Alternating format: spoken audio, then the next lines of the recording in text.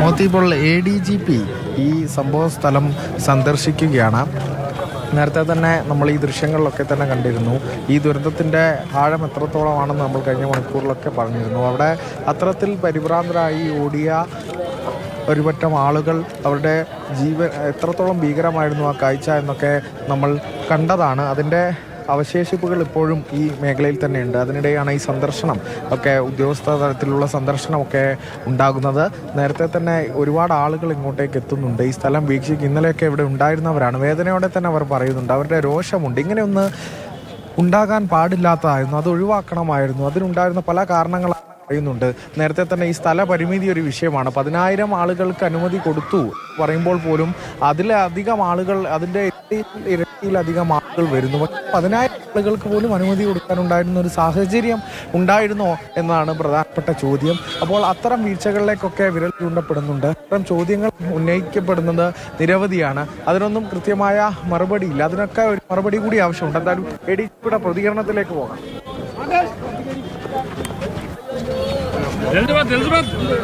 We will investigate first. All of us investigate, okay, right? We'll investigate first and let you know.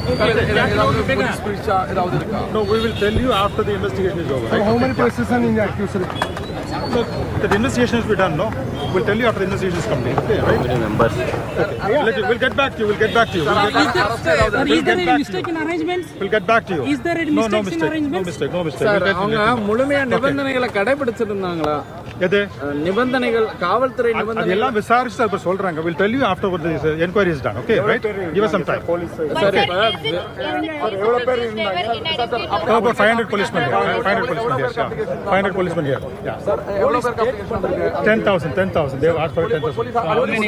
500 people are there. Official statementல time அவங்க வந்து social மீடியால வேற time கொடுத்திருக்காங்க. But அவங்க permission கேட்டது 3 to 10. அவங்க வந்து சோஷியல் மீடியால 12 o'clock வேற டைம் இப்ப நம்ம விசாரிக்கும் போது நிறைய பேர் 10 மணிக்கு வந்துட்டேன்னு சொல்றாங்க. காலைல 10 மணிக்கு வந்தா சொல்றாங்க. அதனால முழுசா ஃபுல்லா விசாரிச்சப்ப தான் தெரியும். மார்னிங் 10 மணிக்கு கிரௌட் வர ஆரம்பிச்சிருக்காங்க. எக்ஸாக்ட். சோஷியல் மீடியால 12 o'clock போட்டதா சொல்றாங்க. விஷயத்தை இன்வெஸ்டிகேஷன்ல இன்க்ளூட் பண்ணீங்களா? அதான் எல்லாம் இன்வெஸ்டிகேஷன்ல கொண்டு வரணும், பார்க்கணும். சரியா? What are the primary evaluations? What are the primary evaluations? We have just started the investigation. So allow us